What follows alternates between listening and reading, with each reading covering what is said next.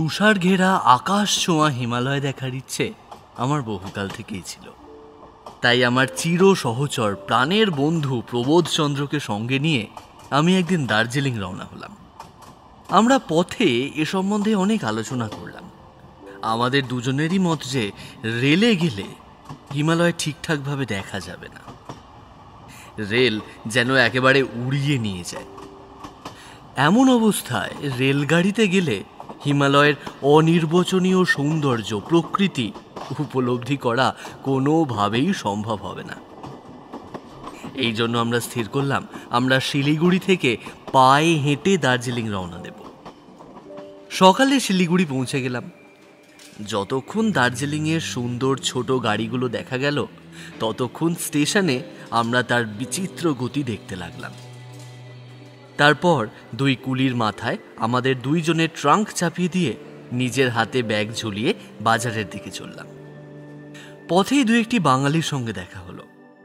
আমরা বাজারেই হোটেল নেব স্থির করেছিলাম, কিন্তু তারা কিছুতেই তা নিতে দিলেন না। জোর করে তাদের বাসায় নিয়ে গেলেন। আমরা যার বাড়িতে উঠলাম তিনি এখানকার শালকাঠের ব্যবসা করেন। সেদিন সে রাত্রে আমরা শিলিগুড়িতেই রইলাম। সকলেই আমাদেরকে বললেন পাহাড়ে হেঁটে যেতে ভারী কষ্ট হবে, বরং গরুর গাড়ি করে যান। আমরা মনে মনে হেঁটে যাওয়াই স্থির করেছিলাম। বড় রাস্তা দিয়ে যাব না তাও স্থির ছিল। সে রাস্তায় অনেক লোক চলাচল করে, অনেক গরুর গাড়ি মাল নিয়ে সারাক্ষণ যাতায়াত করে, আবার তারই পাশ দিয়ে রেল গেছে। সুতরাং এই রাস্তায় হিমালয়ের গুরুগম্ভীর সৌন্দর্য উপভোগের কোনো সুবিধা হবে না। সুতরাং প্রাণ থাকতে আমরা সেই পথ দিয়ে যাব না। যে পথে পাহাড়ের লোকেরা চলাফেরা করে সেই সরু ছোট রাস্তা দিয়েই আমরা যাব। তবে পাহাড়ের পথ দুর্গম, তাতে আমরা পথ চিনি না। সুতরাং আমাদের একজন পথ প্রদর্শক অবশ্যই দরকার। টাকা দিলে কি না হয়। আমাদের নতুন বন্ধুদের অনুগ্রহে আমরা তাদের বিশ্বাসী একজন মহাবলবান ভুটিয়া পথ প্রদর্শক পেয়ে গেলাম। সে তার 3 জন বিশ্বাসী কুলি জোগাড় করল। পরদিন খুব ভোরে কুলির মাথায় সমস্ত মালপত্র তুলে দিয়ে ভগবানের নাম মনে মনে উচ্চারণ করে আমরা যাত্রা করলাম। প্রথমে আমাদের সামনে কোমরে 2 খুকরি, হাতে একটা বড় লগুড় ভুটিয়া, তার পিছনে আমরা 2 জন, আর আমাদের পিছনে 3 জন কুলি। আমরা মহানন্দা পার হয়ে মাটিয়া খোলার হাটে এসে পড়লাম। তারপর নকশাবাড়ির পথ ধরলাম। পথে একটা ছোট হোটেল দেখতে পেয়ে সেখানে খাওয়া দাওয়া সেরে নিলাম। খাওয়া দাওয়ার পর একটু বিশ্রাম করে আবার রওনা হলাম। আমাদের হিমালয়ের অপার সৌন্দর্য বর্ণন করা এখানে উদ্দেশ্য নয়, সুতরাং আমরা এই কথার উত্থাপন করব না। এই হিমালয় এমন প্রায়ই ঘটে যে কোথাও কিছু নেই, হঠাৎ কোত্থেকে কুয়াশা এসে চারিদিক আচ্ছন্ন ও অন্ধকার করে দেয়। তখন আর কিছুই দেখা যায় না। অতি কষ্টে অতি সাবধানে পথ চলতে হয়। আমরা যে পথে যাচ্ছিলাম তা অতি দুর্গম। একদিকে অতল স্পর্শী খাদ, পড়লে দেহের কোনো অংশও উদ্ধার করা যাবে না। একজনের বেশি 2 জনে পাশাপাশি যাওয়ার উপায় নেই। অনেক সময় হামাগুড়ি দিয়ে অতি কষ্টে উঠতে হয়। অতি কষ্টে কুয়াশার অন্ধকার ঠেলে আমরা পাহাড়ে উঠতে লাগলাম। এদিকে প্রায় সন্ধ্যা হয়। দারুণ প্রবল শীত, তার উপর বৃষ্টি। হিমালয়ে এই বৃষ্টি না থাকলে বোধহয় এটি ইন্দ্রের অমরাবতী ও নন্দনকানন হতো।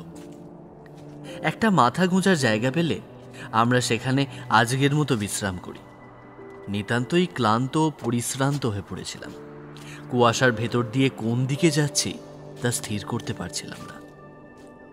আমাদের পথ প্রদর্শক বলেছিল যে কাছেই হোটেল ও বস্তি আছে, কিন্তু আমরা 1 ঘন্টা ধরে খুঁজেও কোনো পল্লী পেলাম না। হিমালয়ের সন্ধ্যা আমাদের দেশের মতো সহজে হয় না। সন্ধ্যা বলে কোনো ব্যাপার এখানে নেই। হঠাৎ না বলে কয়ে অবাধ্য মেয়ের মতো ঝুপ করে একেবারে গাঢ় অন্ধকারে হিমালয় নিজেকে ঢেকে ফেলে। আজ তা সচক্ষে দেখলাম। অনুভব করলাম যে আমার চারদিক ঘোর অন্ধকারে ডুবে গেল, আর কিছুই দেখার উপায় নেই। আমাদের পথপ্রদর্শক উচ্চস্বরে নানা ধরনের শব্দ করতে করতে চলল, আর তার গলার স্বর অনুসরণ করে আমরা হাতড়ে হাতড়ে চললাম। একটু পা পিছলেই গিয়েছে আর কি, ভয়াবহ মৃত্যু। এখন আমরা বুঝলাম আমাদের শিলিগুড়ির বন্ধুরা কেন আমাদের বারণ করেছিল। কিন্তু মরণকালেতে যদি রোগী ওষুধ না খায়, অনুশোচনায় আর ফল কি? হঠাৎ পথপ্রদর্শক যে এসে দাঁড়ালো, আমরাও স্তম্ভিত হয়ে দাঁড়ালাম। তখন বুঝলাম সে নিজেই অন্ধকারে পথ হারিয়েছে, গ্রামের পথে না গিয়ে অন্য পথে এসেছে, দুর্গম পাহাড়ের দুর্গম স্থানে এসে পড়েছে।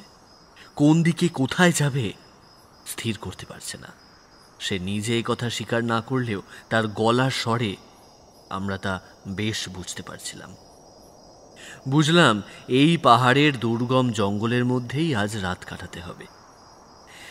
তাতে বড় কিছু আসে যায় না, তবে পড়ে গিয়ে নিশ্চিহ্ন না হলেই বুঝবো ভগবানের অসীম দয়া। থম্বি সেনা বলল, ফিরে এই পথে নেমে গেলেই একটা বস্তি পাবো। অগত্যা সেটাই করা উচিত ভেবে আমরা ফিরলাম। কিন্তু কয়েক পা যাওয়া মাত্রই আমি একটা গড়ানের ধারে আসলাম, আর তারপর যে কি হলো আমার ঠিক মনে নেই। আমি গড়াতে গড়াতে কত দূর চললাম তাও মনে নেই। একবার বুঝলাম আমার লম্বা কোট দুই হাতে চেপে ধরে বন্ধু প্রবোধচন্দ্র ঠিক আমার গতি অনুকরণ করে আমায় অনুসরণ করছে। শব্দ শুনে বুঝলাম গুণবন্ত থম্বি সেনারও সেই একই দশা, গড়িয়ে পড়ছে নিচে। হঠাৎ কিসে ধাক্কা লেগে আমাদের পড়ে যাওয়ার গতি বন্ধ হলো। বুঝলাম কি একটা কাঠের জিনিস। পকেটে দেশলাই ছিল, জ্বালালাম। সেই আলোয় ভালো করে দেখা যায় না। আলোটা উঁচুতে তুলে দেখলাম সেটা একখানা কাঠের ঘর। আমরা তিনজনেই সেই ঘরের কাঠের দেওয়ালের কাছে এসে পড়েছি। যাই হোক, প্রাণটা যে বাজে খরচা হয়নি এই ভালো। সম্ভবত আশ্রয় মিলবে। এ ঘরে যেই থাকুক না কেন এই অবস্থায় আশ্রয় নিশ্চয়ই দেবে। আমরা দরজার কাছে এসে দেখলাম দরজা বন্ধ।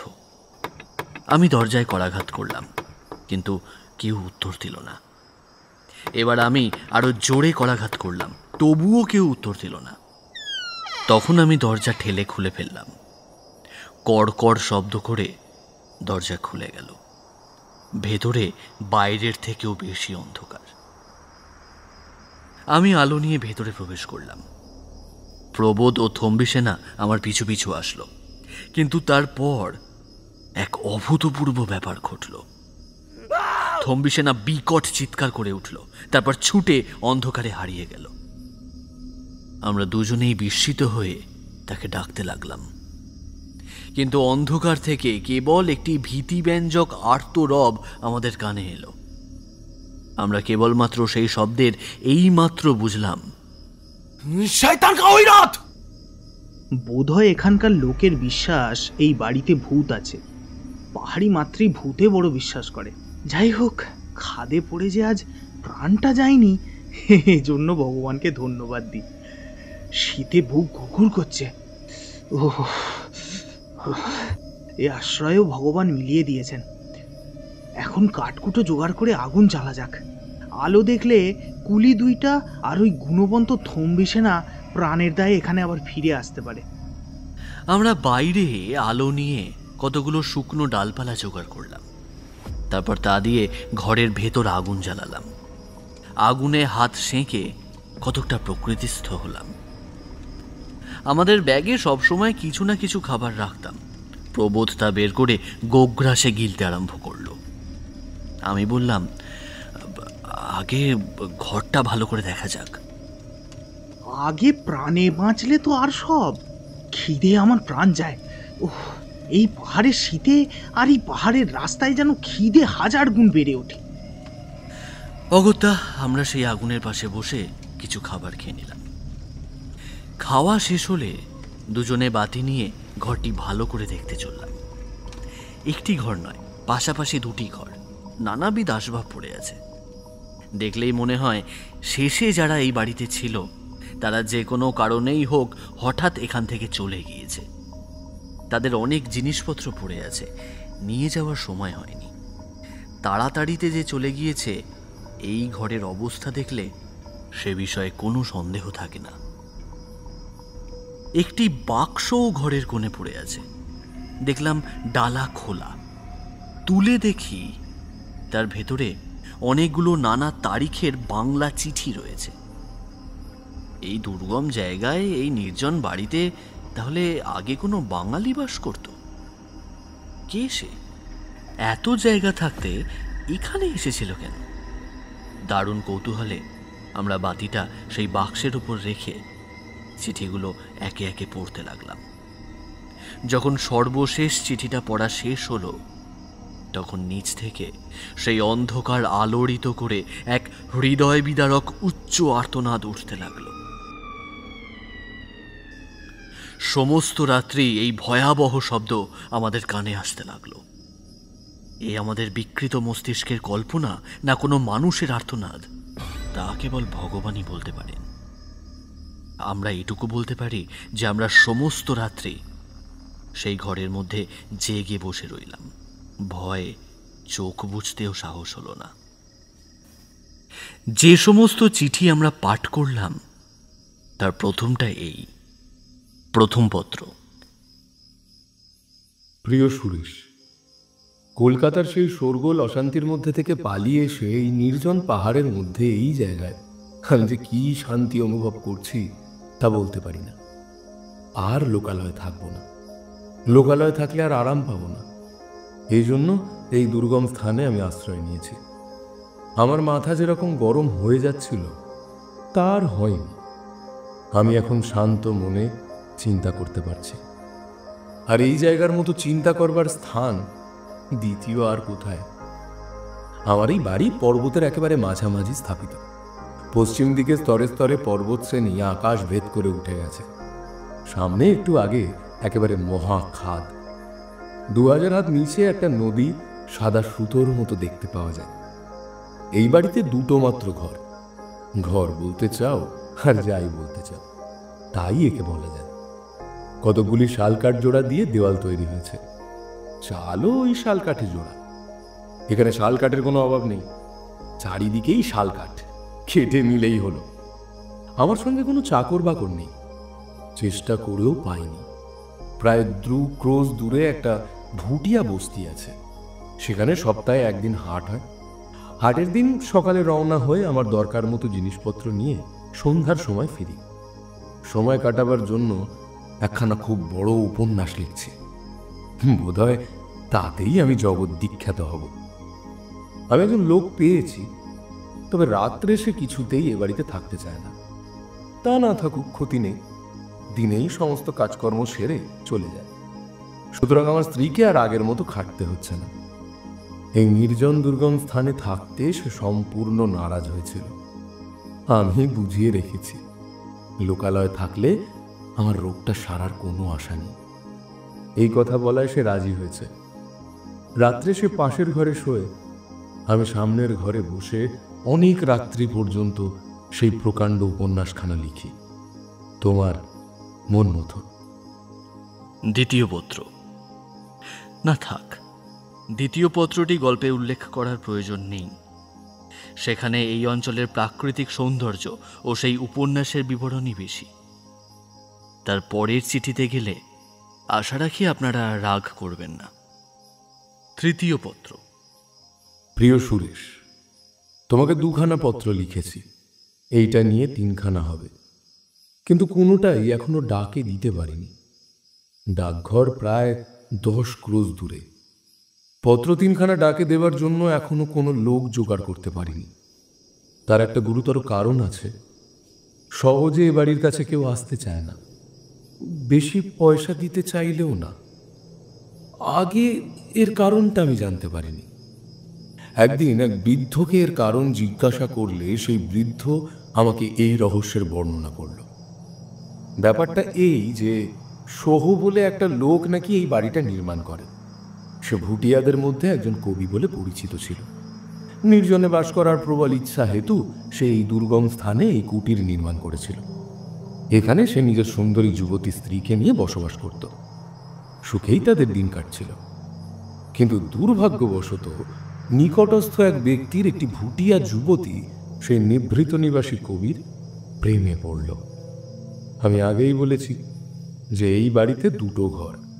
যখন গভীর রাতে পাশের ঘরে শহর যুবতী স্ত্রী ঘুমিয়ে পড়ত, সেই সময় এই যুবতী তার পাশে বসে মৃদু কণ্ঠে প্রেমালাপ করত। এরকমভাবে দিব্যি চলছিল। কিন্তু একদিন রাত্রে তার স্ত্রী সমস্তটাই জানতে পারে, কিন্তু কোনো কথা সে বলে না। এই যুবতীকে এই কুটিরে আসতে হলে একটা কাঠের সাঁকো পার হয়ে আসতে হতো। এই সাঁকোর প্রায় 500 হাত নিচে ছিল এক ঝর্ণা বা ঝোড়া। প্রবল বেগে সেই ঝর্ণা দিয়ে জল পড়তো বলে ভুটিয়ারা এর নাম পাগলা ঝোড়া রেখেছে। ভীষণ তার গর্জন। প্রতি রাতে এই ঝর্ণার উপরে সাঁকো দিয়ে সেই যুবতী যাতায়াত করত। একদিন সহ বাড়িতে না থাকায় তার স্ত্রী সুবিধা পেয়ে সেই সাঁকোর কাঠ একদিকে দা দিয়ে কেটে রেখে আসলো। এত সামান্য সাঁকোর কাঠ পাহাড়ে ঠেকে রইল যে মানুষের ভার পড়লেই তা নিশ্চিত পড়ে যাবে ছেড়ে। কিন্তু কাঠ যে সেখানে আলগাভাবে ঠেকিয়ে রাখা রয়েছে তা তো কোনো বোঝার উপায় নেই। এরপর ঘটল সেই ঘটনা। সেই রাত্রে আগের মতো সহ প্রণয়নীর প্রতীক্ষা করছে। হঠাৎ তার কানে এক মর্মভেদী আর্তনাদ প্রবেশ করল। তারপরে প্রকাণ্ড কাঠ ও পাথর পড়ে যাওয়ার শব্দ এল। তার প্রণয়নী 500 হাত নিচে পাগলা ঝোড়ায় বিসর্জিত হয়েছে। কে এই কাজ করেছে তা শহর বুঝতে বিলম্ব হল না। এর ফলে একদিন সোহ ও তার স্ত্রী উভয়ই গভীর খাদে পড়ে গেল। মূলত সোহ তার স্ত্রীর গলা টিপে তাকে হত্যা করতে চেষ্টা করেছিল, কিন্তু ভুটিয়া স্ত্রীলোকের দেহে অসীম বল। সোহর স্ত্রী তাকে টানতে টানতে খাদের কাছে নিয়ে আসে। তাতেও কিন্তু সোহ তার গলা থেকে হাত সরালো না। তার স্ত্রীর চোখ কপালে উঠল, তার জিভ বাইরে বেরিয়ে আসলো। তবুও সে তার স্বামীকে ছাড়ল না। উভয়েই 2000 হাত নিচে গিয়ে চূর্ণ বিচূর্ণ হয়ে পড়ল।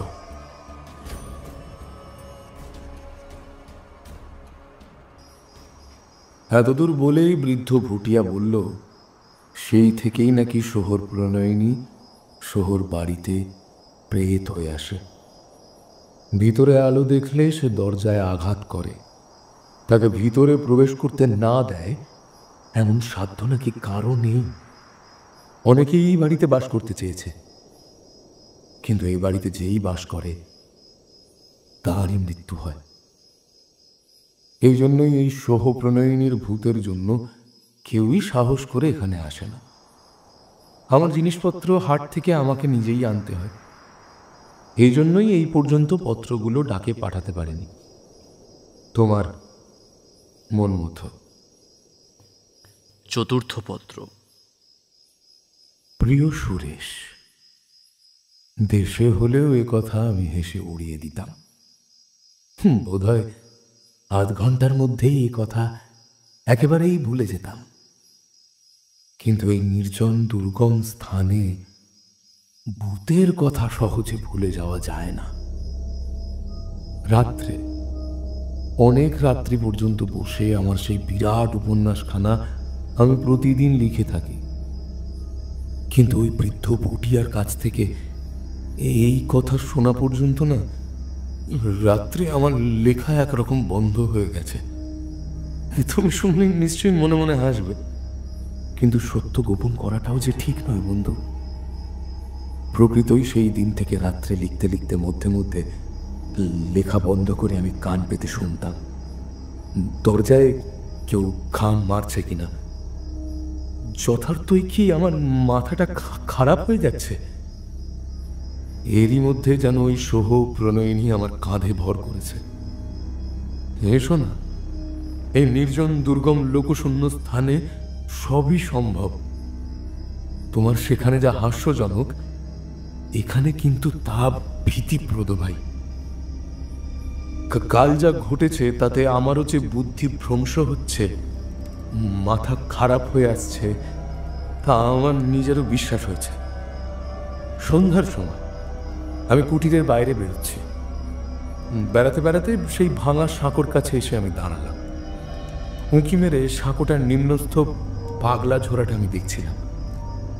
হঠাৎ মাথা তুলে দেখলাম দূরে সুন্দর বনফুলে সজ্জিত একটি পাহাড়িয়া যুবতী দাঁড়িয়ে আছে।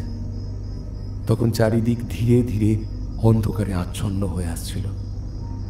এখানে এ কুটিরের এত কাছে এ পর্যন্ত আমি কিন্তু কোনো স্ত্রীলোক বা পুরুষ জনপ্রাণী দেখতে পাইনি। এখান থেকে লোকালয় 2 ক্রোশের কাছে নয়। রাত্রে এই দুর্গম পথ দিয়ে কারোই যাওয়া আসা করা সম্ভব নয়। তবে ওই তরুণীকে এ এখনো এখানে কেন? আমি তার দৃষ্টি আকর্ষণের জন্য কণ্ঠ পরিষ্কারের অব্যক্ত শব্দ করলাম। তাও সে নড়িল না। আমি ডাকলাম, তবুও সে নড়িল না। এই দুর্গম পর্বতে আমার গলার শব্দ তার কাছে পৌঁছাচ্ছে না ভেবে আমি তাকে হাতে নেড়ে ডাকলাম। তখন সে ধীরে ধীরে অন্ধকারে মিশে গেল। আমি ঘরের দিকে ফিরলাম। আমার শিরায় শিরায় যেন কে বরফের প্রবাহ ছড়িয়ে দিল। কেন আমার এ ভাব হলো আমি না তা বুঝতে পারলাম না। তবে কি এ মানুষ নয়? এ কি সেই সোহপ্রণয়িনী, তোমার মন মতো?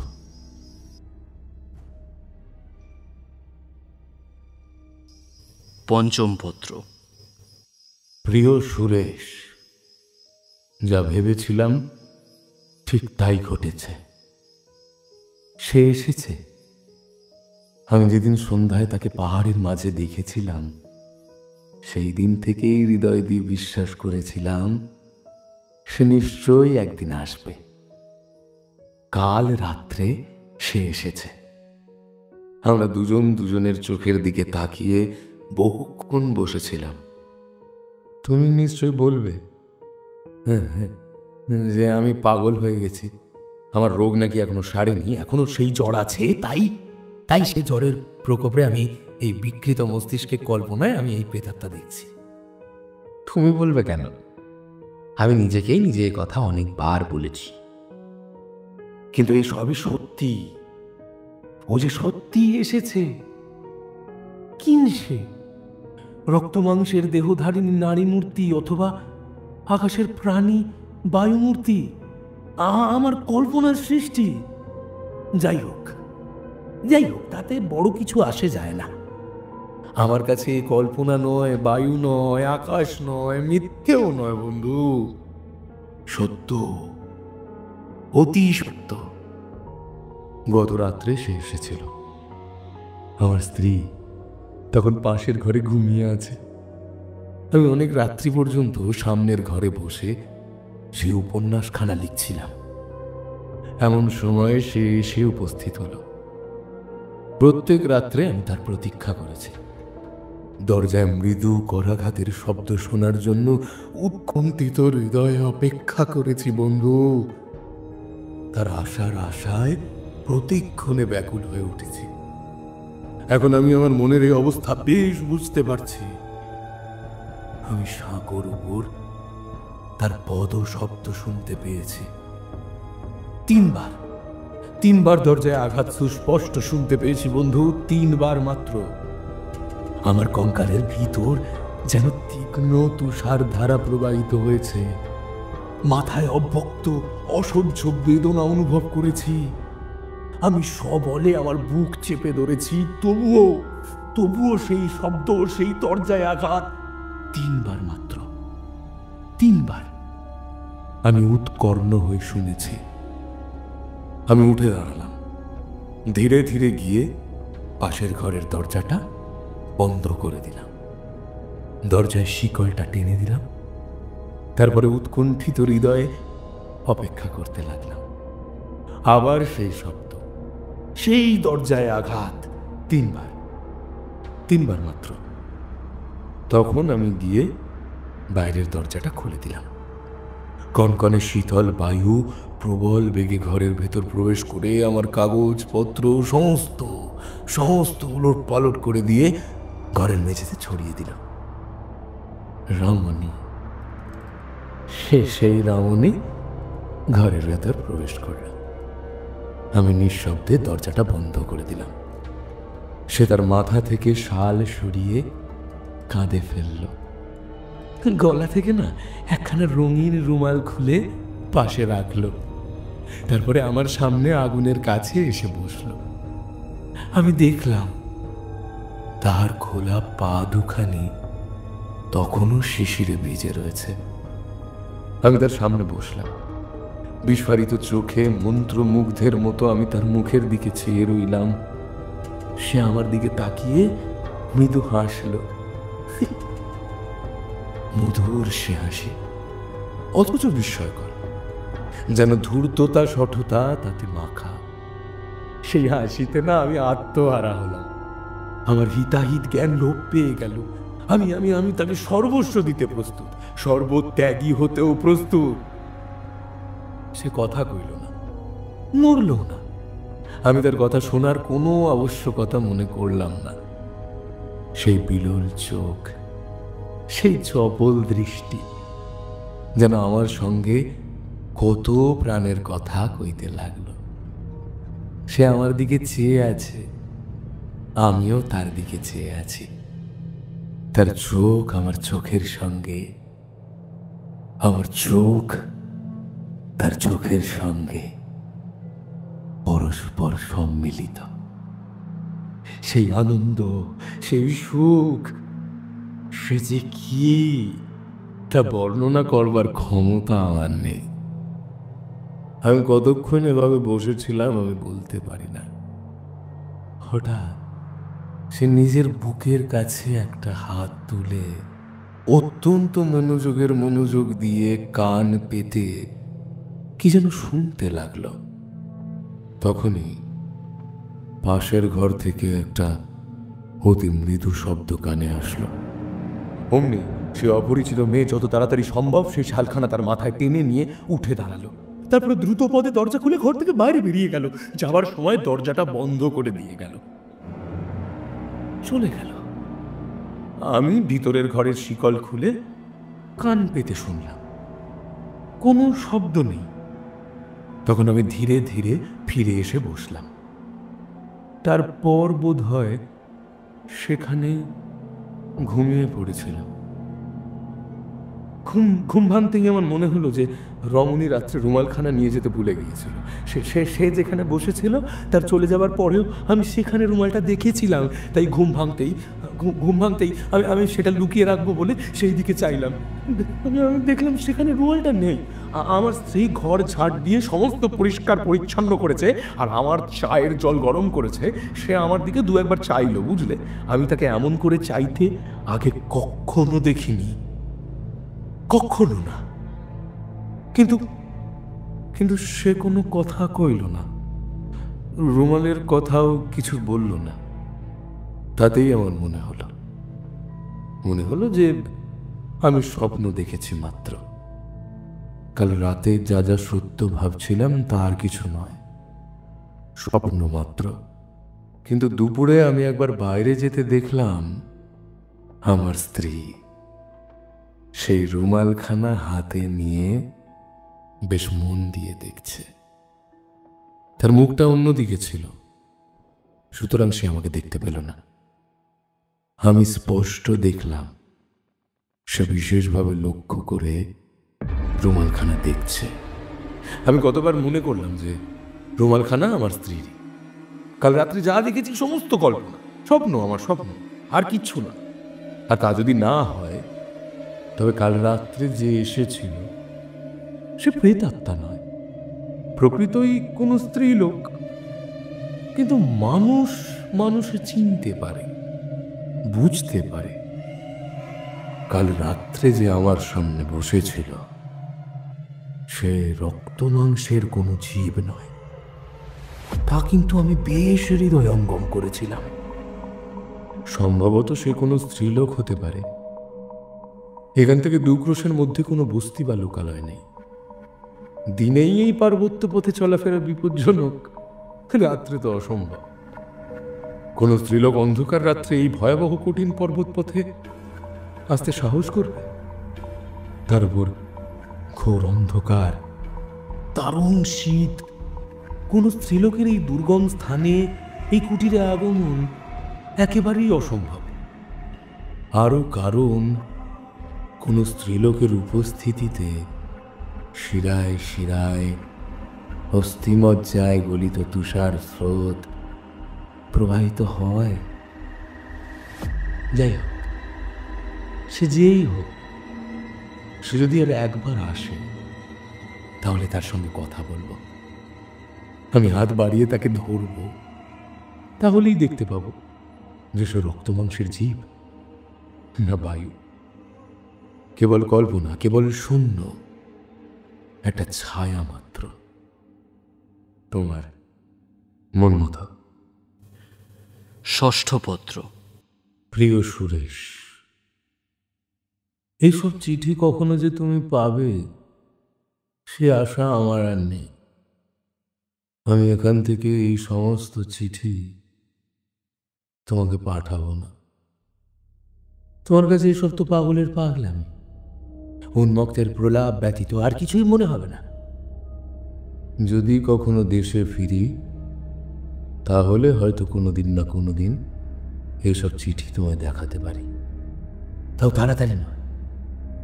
যখন এসে এইসব নিয়ে হাসি বিদ্রুপ করতে পারবো, কেবল সেই সময় তোমায় এই সকল পত্র আমি দেখাবো। এখন আমি এগুলো লিখছি আমার মনের যাতনায়। এগুলো এইভাবে না লিখলে হয়তো আমাকে চিৎকার করে মনের যাতনা লাঘব করতে হতো। সে প্রত্যেক রাতে আসে, সেই রকম আগুনের কাছে বসে, সেই রকম আমার দৃষ্টির সঙ্গে দৃষ্টি বিন্যাস করে। সেই কহুকিনী মৃদু মধুর হাসি হাসে। আমার মস্তিষ্ক ঘোরতর রূপে বিচঞ্চল হয়ে ওঠে।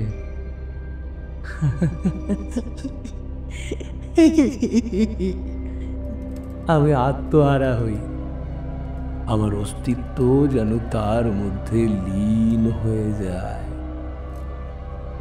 এখন আমার লেখা সম্পূর্ণই বন্ধ হয়ে গেছে, লেখার চেষ্টাও করি না।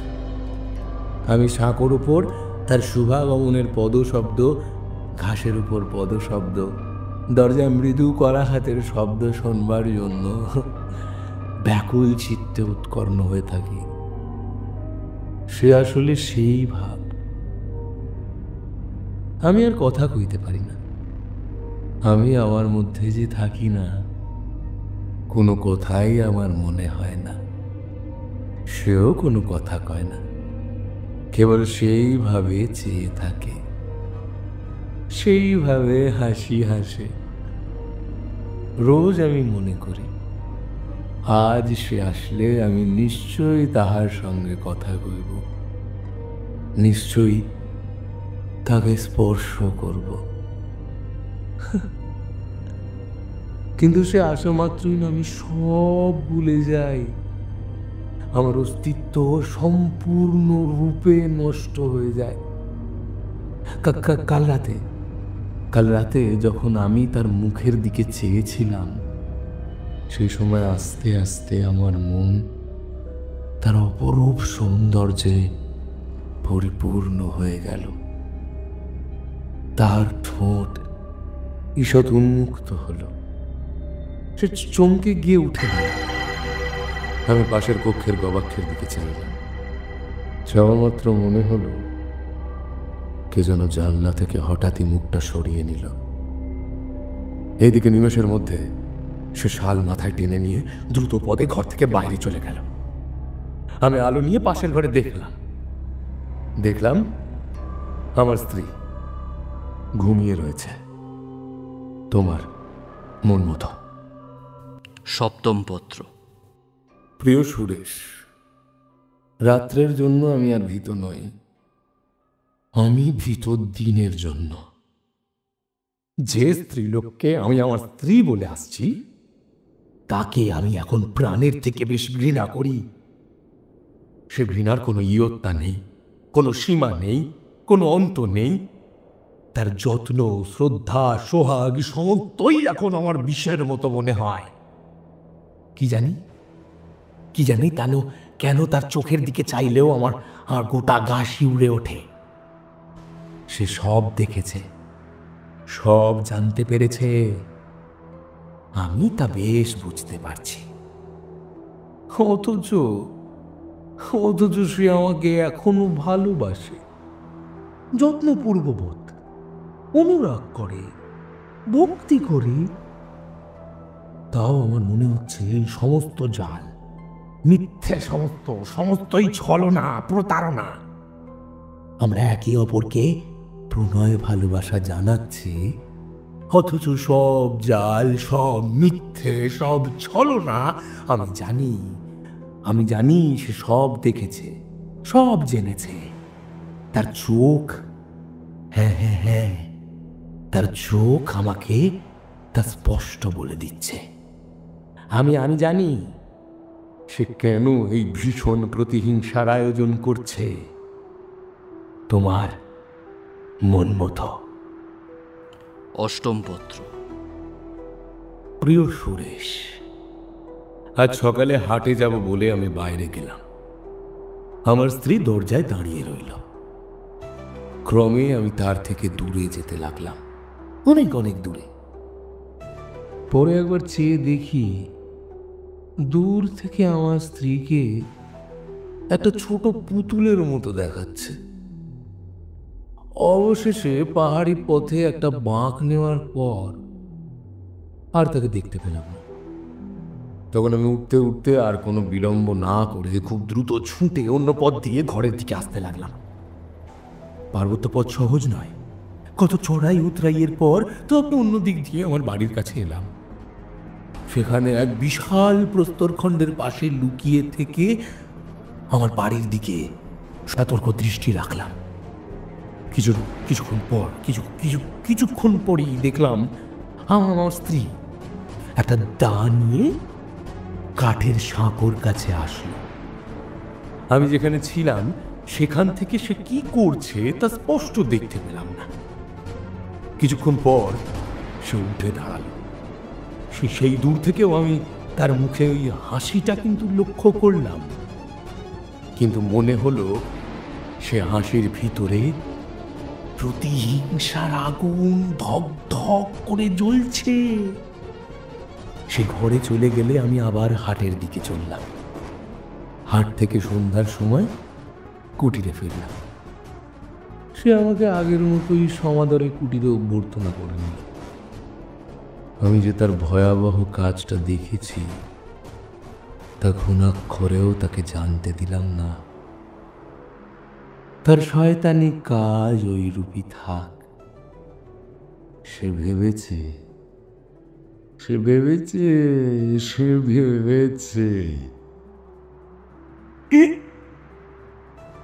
ভেবেছে যে কোনো স্ত্রীলোক রাত্রে সাঁকো পার হয়ে আমার সাথে প্রেমালাপ করতে আসে, তাই সে সেই সাঁকোটাকে কেটে রেখে এসেছে। আজ সে আসলে অতল খাদ নিম্নে পতিত হয়ে যাবে। আমি কিছু বললাম না। এতে আজ সব সপক্ষে প্রমাণ হবে যে রোজ রাত্রে আমার কাছে যে আসে সে কে। যদি সে প্রেতাত্মা হয় তাহলে ভগ্নপ্রায় সেতুতে তার কোনো অনিষ্ট ঘটবে না। আর যদি সে প্রকৃতই কোনো স্ত্রীলোক হয় তাহলে আমি এই চিন্তা প্রাণ থেকে দূর করলাম। ভাবতেও আমার সর্বাঙ্গ শিউরে উঠল। যদি প্রকৃতই মানবী হয় তাহলে কথা না বলে কেবলই আমার দিকে চেয়ে থাকে কেন? হ্যাঁ, আর আমি বা কেন তাকে কোনো কথা জিজ্ঞাসা করতে পারি না? কেন তার সম্মুখে আমার অস্তিত্ব নষ্ট হয়ে যায়? নিশ্চয়ই সে মানবী নয়। আমার স্ত্রী তার কোনো অদৃষ্টই তাহলে করতে পারবে না। হতভাগিনী প্রতিহিংসার এই ব্যর্থ চেষ্টায় আরো জ্বলে অস্থির হবে, বেশ হবে। কিন্তু যদি সে প্রেতলোক বাসিনী হবে তবে আমি তার পদশব্দ শুনতে পাই কেন? কেনই বা তার গায়ে স্পষ্ট শিশিরের দাগ দেখতে পাই? হ্যাঁ, কেন কেন কেনই বা তার দাঁড়ে আঘাত শব্দ আমি শুনতে পাই?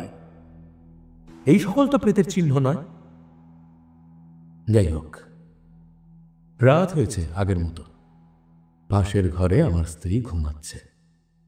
আমি একান্ত মনে ঘরে বসে উৎকর্ণ হয়ে তার পদশব্দের প্রতীক্ষা করছি। যদি সে প্রেতাত্মা হয় তাহলে সে পূর্বের ন্যায় আমার কাছে আসবে, আর যদি সে যথার্থই কোনো স্ত্রীলোক হয় তাহলে নিশ্চয়ই সাঁকো থেকে পড়বার সময় কোনো আর্তনাদ শুনতে পাব, অথবা কোনো প্রেত লোকের অজানিত কুহক জালে আমাকে ঘিরে ফেলছে।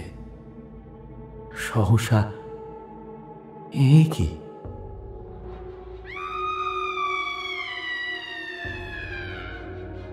এ কি প্রেতাত্মার বিদ্রোহ? আমি শুনেছি, আমি সেই ভয়াবহ আর্তনাদ এই মাত্র শুনেছি। হৃদয় ভেদী, গগন ভেদী আর্তনাদ আমি এই শুনেছি। আকাশ পাতাল প্রকম্পিত করে, অন্ধকার রাশি আলোড়িত করে সেই ভয়ানক আর্তনাদ সাঁকোর কাছ থেকে উত্থিত হলো। সেই গভীর খাদ মধ্য থেকে উত্থিত হয়ে পর্বতের শৃঙ্গে শৃঙ্গে প্রতিধ্বনিত হতে লাগলো। সেই আর্তনাদের কোনো বর্ণনা নেই। সেই আর্তনাদ এখনো আমার কর্ণপথ দিয়ে আমার শিরায় শিরায় সুনীতের সঙ্গে ছুটছে। আমি ঘর থেকে সবেগে বের হলাম, সাঁকোর নিকটে এলাম, শুয়ে পড়ে হাত বাড়িয়ে দেখলাম সেই সাঁকো আর নেই। নিচের দিকে চেয়ে দেখলাম ঘোর অন্ধকার। সেই গভীর ঘরের ঘোর অন্ধকারে পূর্ণ, কিচ্ছু দেখবার উপায় নেই। প্রবল বেগে বাতাস বইছে। আমি উচ্চ স্বরে চিৎকার করে ডাকলাম। সেই প্রবল বাতাসে আমার প্রবল চিৎকার যেন পৈশাচিক হাস্যকল্লোলের মতো দিগালয় কম্পিত করে প্রতিধ্বনিত হতে লাগলো। আমি বুঝেছি এতদিন যে উদ্বিগ্নতা, যে উন্মত্ততা ধীরে ধীরে আমাকে অত্যন্ত কঠিনভাবে আঁকড়িয়ে ধরেছে। আর কোনো উপায় নেই।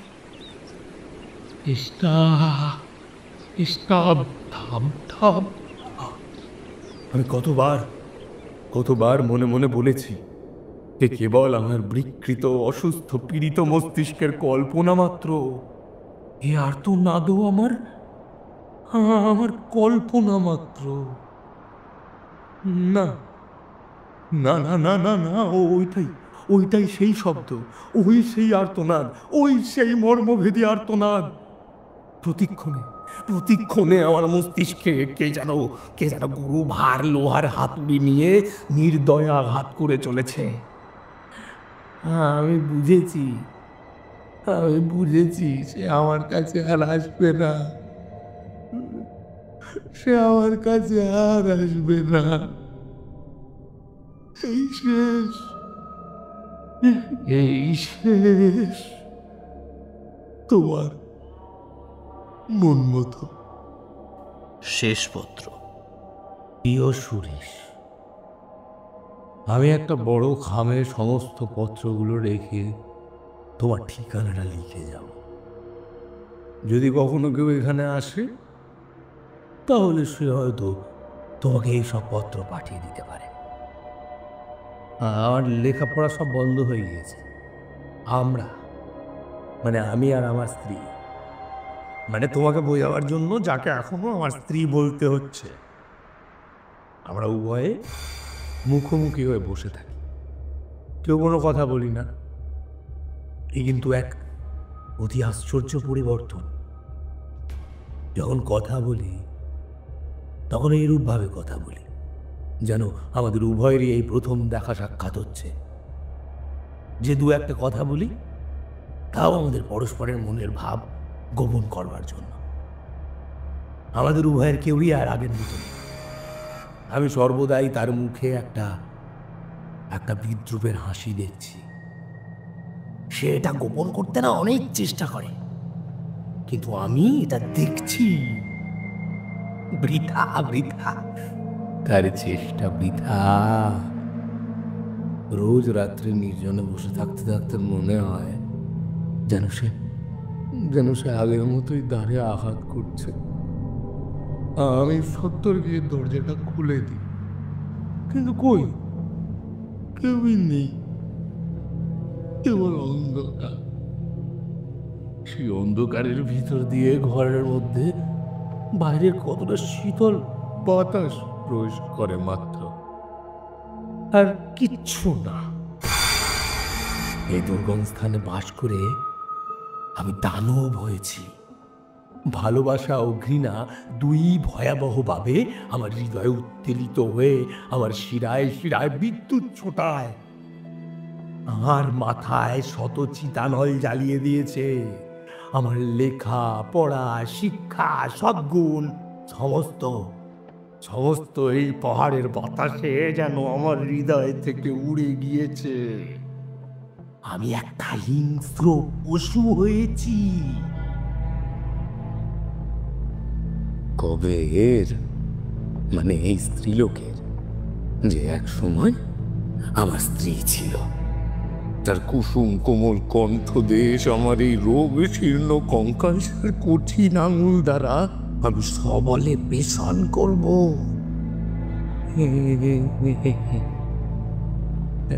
তার চমৎকার চোখ ধীরে ধীরে বন্ধ হয়ে আসবে, তার ওষ্ঠাধর উন্মুক্ত হবে, তার আরুক্ত জিহ্বা নেতিয়ে পড়বে।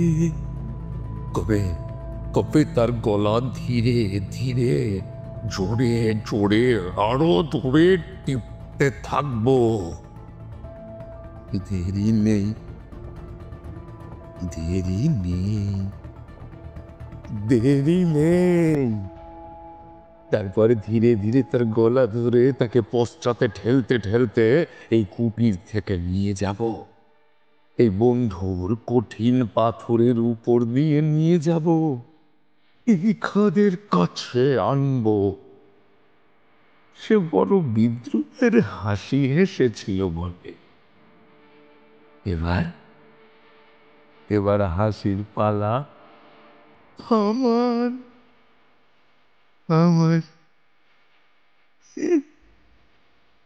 আমি আমি জোর করে তাকে ধীরে ধীরে ঠেলে নিয়ে যাব, ধীরে ধীরে আদর করে।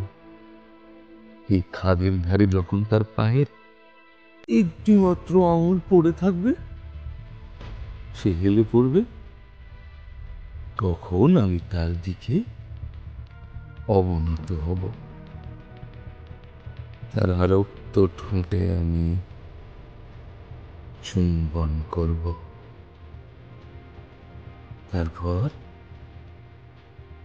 নিচে নিচে নিচে কুয়াশার মধ্যে দিয়ে লতা পাদপগুল্ম ভেদ করে পশু পাখিদের স্তম্ভিত করে নিচে নিচে গভীরতর নিচে দুজনে দুজনে একসাথে যাব যাব যাব যাব যাব যাব যতক্ষণ না তার সাথে মিলিত হই।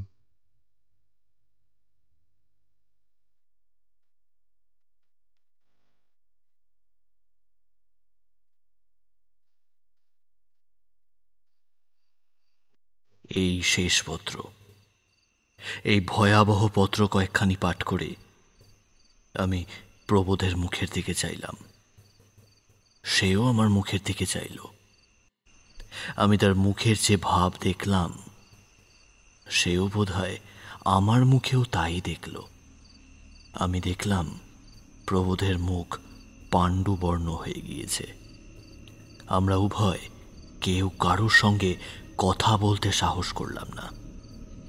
উভয়েরই হৃদয় সবলে স্পন্দিত হচ্ছিল। সংসারে এই ভয়াবহ ব্যাপার যে ঘটতে পারে তা আমাদের বিশ্বাস ছিল না। আমাদের পথপ্রদর্শক থম্বি সেনা শয়তান কা অরাত করে যে ভয়ে এই স্থান ত্যাগ করে পালিয়েছে, এখন বুঝলাম তার যথেষ্ট কারণ আছে। এতদিন ভূতপ্রেতের কথা বিশ্বাস হয়নি। ভূতপ্রেত হোক বা না হোক, পত্রলেখক মনমতো এই নিভৃত স্থানে বাস করে ভূতের কথা ভেবে ভেবে ভয়ঙ্কর উন্মত্ত হয়ে গিয়েছিল।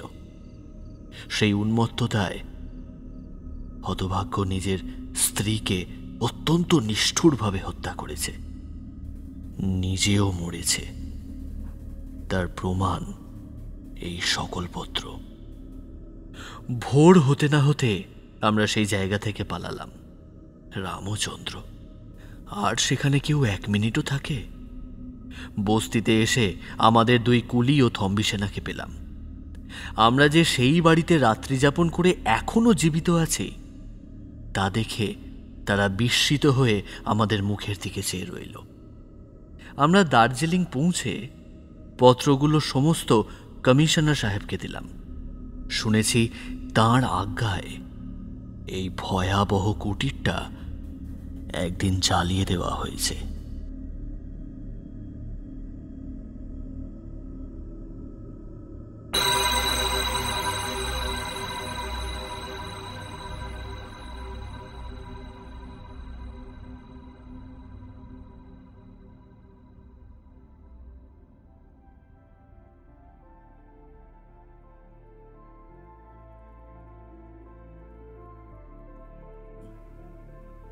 এতক্ষণ আপনারা শুনছিলেন পাঁচকড়িদের লেখা গল্প সর্বনাশিনী। গল্পটি কেমন লাগলো তা কমেন্ট করে জানান আমাদের, এবং ভালো লাগলে গল্পটিকে অবশ্যই শেয়ার করুন আর বং ক্রনিকলসকে সাবস্ক্রাইব করে দিন। ধন্যবাদ।